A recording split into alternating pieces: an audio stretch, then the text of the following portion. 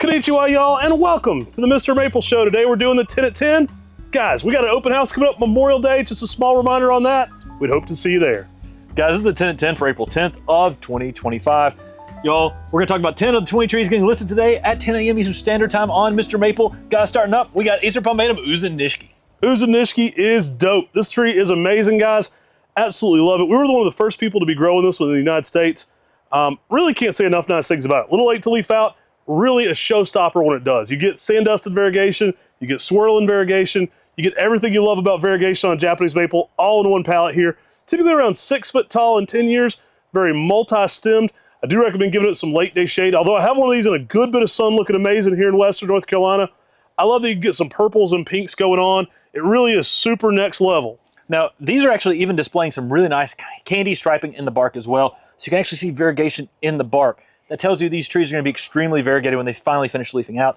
Y'all, such a beautiful tree. It's got a more serrated leaf than something like a Rito nishiki, but that purple border in the early spring is next level. All right, guys, let's bring back Acer palmatum Beni hime. You guys loved this one last year. We've been doing more of it. Absolutely one of the smallest compact pink-red forms out there. I love this one for its small leaf, but also that yellowish eye really makes that pink-red pop in the early spring. I mean, I've often wondered if this wasn't a dwarf mutation from corallinum because it has those similar features, but a more compact form. It's outstanding in that spring time frame. It's a great container plant. One thing I do recommend with Beni hime is don't overwater. That's one of the problems most people have is overwatering their Beni hime in their garden, and that can lead to bad things. So don't overwater your Beni hime, and you can have a really beautiful, really small, super slow-growing Japanese maple. Another thing with this one, keep it shut down in the winter months. So don't over-fertilize this one going into fall. Perfect container plant. I think the biggest one I know of on the planet is at the Buckholtz farm. This one tends to thrive well, zones 6 through 9. I find some of those warmer zones even do better. We have this one in zone 8 in full sun, and like I said, it is a beast. You want to make sure it's staying fairly dry most of the time and not over-pushing this one for size. It is a true dwarf. You want to grow this one similar to what you would grow Kiyohime. That one's going to be short and wide, very similar habit to this one, although I will say it rounds out a little bit more as it ages. Now, this is one of the items that does sell out quickly, so make sure you check out quickly because our website doesn't hold it for you to complete that checkout process. All right, guys, thank your lucky stars. It's back. We've got Ruby Stars, also known as Beni hoshi. This is a good mid-size upright Japanese maple, small to mid-size, stays fairly narrow, and it's just got some good red amoenum leaves, like a brick red color that is just really choice. I love this one. Not only do you get that interesting green veining on this dark foliage, you get an amazing golden yellow fall color. I think the red to golden yellow fall color, this is one of the most striking changes of any maple, really underused for its size. Typically 8 foot, even in that 15-year period. So you're talking about a tree that's going to be slightly smaller than Fire Glow. Perfect upright red for a lot of settings. I mean, when you have that sort of ruby color in the early spring on that small amoenum leaf, and you get some of that green veining and green hueish to the interior part of the leaf, it's awesome. The form on this makes it easy to use in the landscape and garden. And I think this is a tree more people need to be using because of that dynamic fall color change you were talking about. It contrasts with itself so well, but it's also going to contrast well with all the other Japanese maples. Guys, it's not May, but we are doing a May open house. That's going to be Memorial Day in May. Come see us. Guess what day it is today? It's Mayday! It's Mayday, y'all. We've got a great set dropping of Acer palmatum Mayday, one of the most highly anticipated, highly sought after Japanese maples.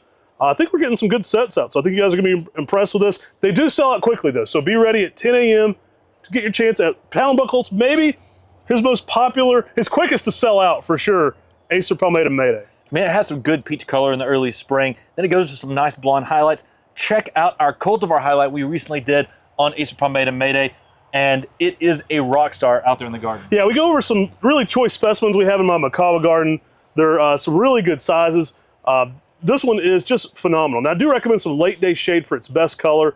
This one gets from that peach stage to more of a golden yellow. That's really what it's famous for, especially in that Makawa variant catalog, if you will. Beautiful tree, typically around 3 feet, even in 10 years. Put it on that mid to smaller size for a Makawa variant. Beautiful tree, though. If you're growing this one, if you're growing Makawa types, you got to have a Mayday. Just an absolute beautiful tree. Now, you'll see some seasons where they look similar to Japanese Princess. Fret not, they're very distinguishable. Japanese Princess can have more of a ruffled leaf. They can have some seasons where Japanese Princess leaves out a little bit more yellow. Just be patient. The colors will separate themselves out. Y'all, next up, we've got Acer palmatum sekimori. Now, this is a beautiful cascading lace leaf Japanese maple, with a beautiful arching habit. JD Veritree says it may be one of his favorite cascading lace leaves. And that's because it has that really nice arching habit. That's not just your typical cascading. I mean, it gets some nice width to it when it cascades, and it gets some really nice yellow in the fall. Yeah, Veritree's kind of the father of modern maples in America, if you will. Wrote the first English-speaking book on maples. He also says it may be his favorite fall color maple of a lace leaf green. This one can get some incredible shades of golden yellow. Now, that arching can't be understated. If you grow this in your landscape, you're going to see the differences in this and waterfall. Waterfall is going to be more of an umbrella shape. Sekimori wants to get wide and arch out. Really cool habit to it, really distinctive leaf, very heat tolerant. I've seen this one growing in full sun in Columbia, South Carolina. And if you know anything about Columbia, South Carolina, that area is hot. This one's durable and really great for the landscape. Typically 4 foot tall, in that 5 to 6 foot wide range. Yeah, I mean, it makes a beautiful specimen out there in the garden. One thing Veritree says to make this tree accentuate that arching habit, plant it on a hill, plant it on a bank so you can actually look up into the structure of the tree. That's something really fun you can do with some of these weeping lace leaves, especially one like Sekimori that'll get more width to it than it does its height. Yeah, seeing under this one in that branching is amazing. That also works great in a big planter. So you can put that in a big patio planter and kind of look at that structure. Really a tree that makes its own garden completely in a patio planter. Another one that really kind of fills it out, looks amazing. And again, sun tolerance is great on this one. They're gonna work zones 5 through 9. You wanna avoid hot afternoon sun in zone 9. Mostly all day sun in zone 8 is possible though. Guys, next up we got Acer palmatum kinshi. Great Mortal Kombat character, great maple as well, guys. Kinshi was the blind ninja, I think. Awesome plant, guys. Now this one distinguishes itself from Koto-no-ito in several different ways. They certainly have a lot of similarities, but this one is gonna be smaller and more rounded. So think of this one more globular, more dense, but you're gonna get a lot of what you like about Koto-no-ito in a smaller, denser package. That stringy, lunar lobulum-like foliage is a showpiece in the early spring. Great golden yellows in the fall as well. I mean, it's a great container plant out there in the garden as well because of that smaller, denser stature. Made it easy to fit in anyone's landscape or garden. If you like Koto-no-ito, but you want something more compact and for a smaller space, kinshi is your tree. I mean, it's beautiful all the way around. It gives that thread-like structure that just gives that nice texture in any garden. I mentioned containers a lot, but I think because of that denser habit, kinshi is a great choice for the container garden. If I were going with a big pot, I would pick this one over Koto-no-ito for the small garden space, for like a container garden.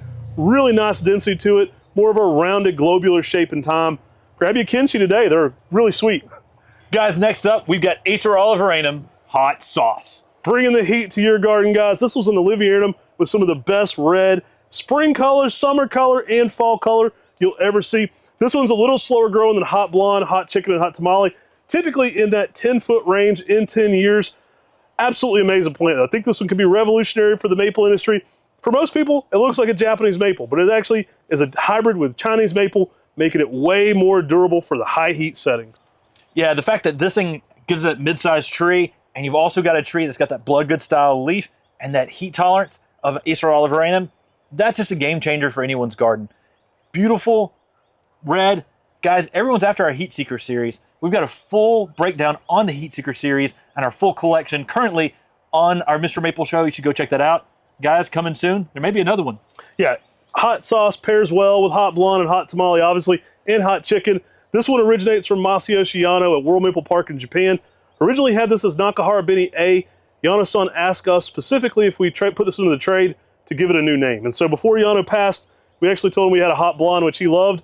And he said, yeah, hot sauce and hot tamale are pretty cool. So he gave us our blessing to put hot tamale or hot sauce on this one. Really a great plant, guys. I think you're gonna love how picked up red this is in the spring, how much it holds that picked up red. And I think it gives Osakazuki a run for its money for red fall color as well. Guys, next up we've got Acer shirasawanum junihitoe. Junihitoe is an Acer shirasawanum type. It's got that good round form. You know, I've seen some older specimens that almost develop a sort of unique bark to them. They're almost in that pine bark category. It's crazy, but it's got a leaf almost like, the leaf is most like something like Takasamense. I love this thing, guys. Great sizes in this. Beautiful plant. Really develops well. I mean, typically an 8-foot tall tree, even in 15 years. Very regal appearance to it. Gets more of a rounded canopy as it ages. Your quintessential shirasawanum style leaf. I mean, it's got everything you love about Arium or Autumn Moon and that older, full, you know, it's not a hybrid with palmatum. You wouldn't see this and go, oh, it's got a lot of palmatum influence. It's a true shirasawanum, which is pretty cool. Absolutely love this. Great fall colors as well. And a good grower. I mean, these are already excellent size 1 gallons. Yeah, I mean, this is a beautiful tree for anyone's garden. If you're a full moon collector, you got to have a junihitoe.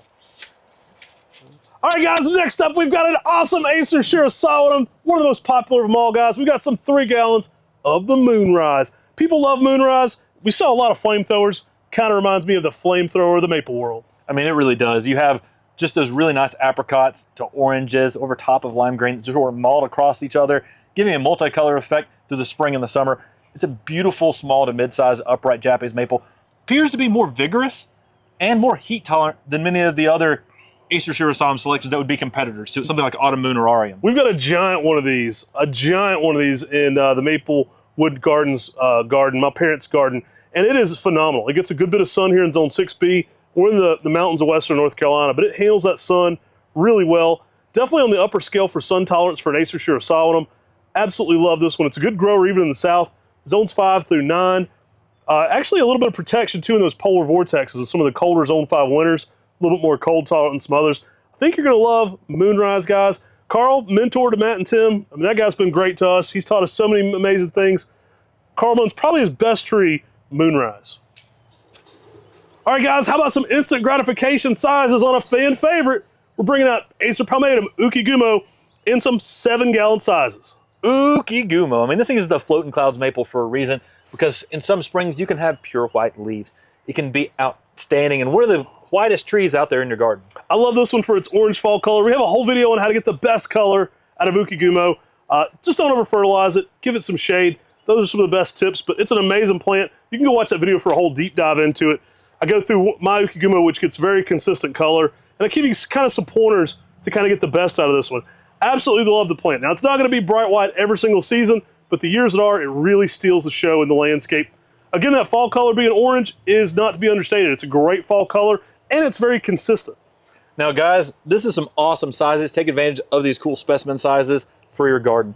Y'all, that was 10 of our 20 trees we're listing today at 10 a.m. Eastern Standard Time. Check out that email for the other 10. Make sure to like and subscribe to the MrMaple Show. Take care. God bless. Have a great day.